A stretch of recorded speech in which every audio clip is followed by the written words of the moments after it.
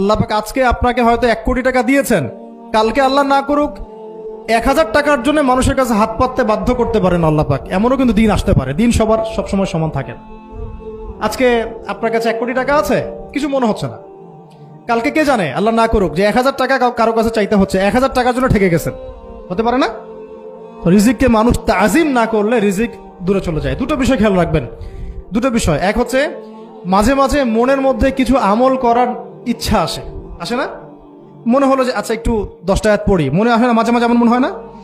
ওই সময় এই যে মনের মধ্যে যে এই ইরাদাটা জাগ্রত হওয়া, এটাকে আমরা বলি ওয়ারিদ।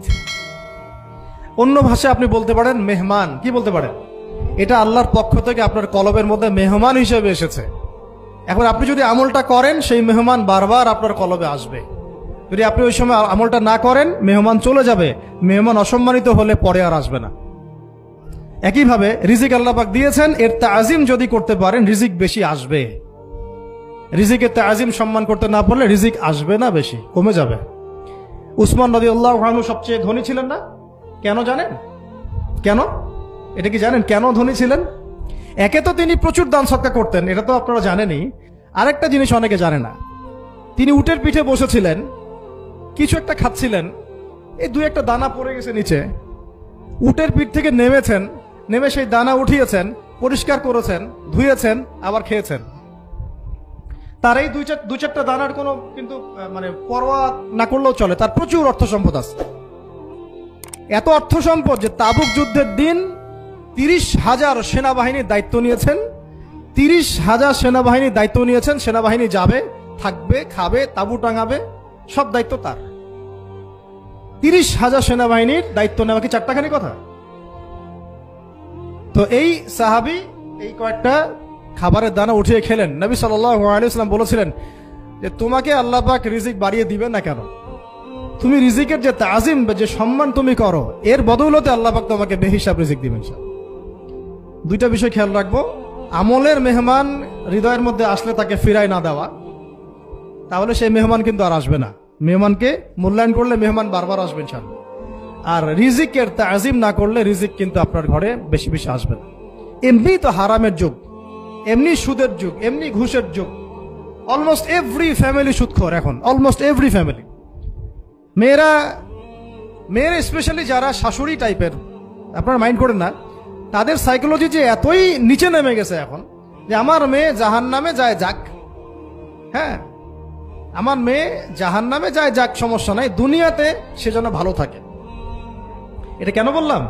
একটা সুদখোরের ঘরে তুলে দিতে সে দ্বিধাবোধ করতেছে না, একটা দুর্নীতিবাজের ঘরে তুলে দিতে দ্বিধাবোধ করতেছে না, একটা ঘুষখোরের ঘরে তুলতে দ্বিধাবোধ করতেছে না, হ্যাঁ একটা মানে কি বলবো মাদক সেবী, ড্রাগ এডিক্টেড, বা এই যে আর কি বলবো ফাসেক জালেম, এই ধরনের ঘরে উঠাই দিতেও সে দ্বিধাবোধ করছে না। 5তলা বাড়ি চাই আমার মেয়ে 5তলা বাড়ি থেকে সুখে থাকবে। এই যে সুখের ডেফিনেশন এখানে দিয়েছেন আপনারা, এই জন্য কত হাজার হাজার মেয়ের জীবন নষ্ট করে দিয়েছেন আপনারা।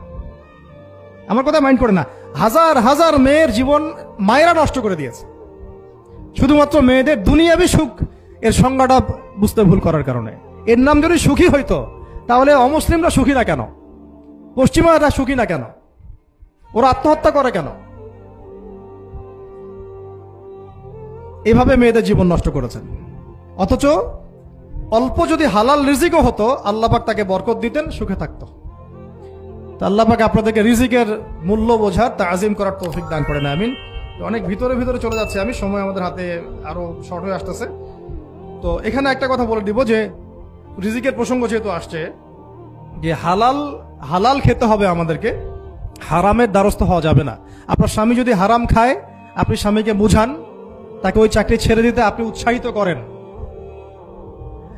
আমি আপনাদেরকে একটা অনেস্টির সাথে একটা কথা বলি, যত এই যে প্রশাসনে যত ঘুষখোর আছে, ঠিক আছে, যত দুর্নীতিবাজ আছে, যত মাদক সেবী আছে, মাদকের ব্যবসায়ী আছে, যত সুদখোর আছে, এরা সবাই কেন এই খারাপ কাজগুলো করে জানেন? তার স্ত্রীকে ভালো রাখার জন্য, তার মাকে ভালো রাখার জন্য, তার সন্তানদেরকে ভালো রাখার জন্য। তাহলে স্ত্রী হিসেবে, সন্তান হিসেবে, মেয়ে হিসেবে আপনি বলবেন যে আমাদের এইসব ভালোর দরকার নাই আব্বু, হে আমার প্রিয় স্বামী, আমার এসব ভালোর দরকার নাই।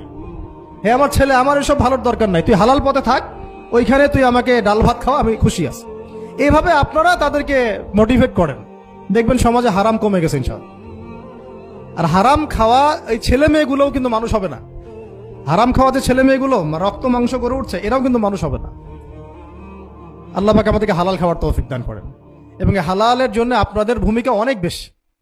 আমরা উত্তরবঙ্গ সহ দেশের বিভিন্ন জায়গায় সফর করে যেটা দেখেছি, যত সুদী এনজিও আছে না, এনজিও গুলোর মধ্যে মহিলাদের নামই বেশি, জানেন? মহিলাদের নাম বেশি সুদী এনজিও থেকে। তো এই দাওয়াতগুলো আমরা মা বোনদেরকে দিতে চাই যে কোন অবস্থাতে যেন হারাম রিজিকের দিকে আপনারা না ধাবিত হন, এবং রিজিকে তাজিম করেন, পরিবারের মধ্যে হৃদ্যতা ভালোবাসা বজায় রাখেন, একে অপরকে বিশ্বাস, সম্মান এবং শ্রদ্ধা করেন। ইনশাআল্লাহ তাআলা আপনাদের পরিবারও সুখী হবে, রিজিকও সুন্দর হবে, এবং রিজিকে বরকত হবে ইনশাআল্লাহ।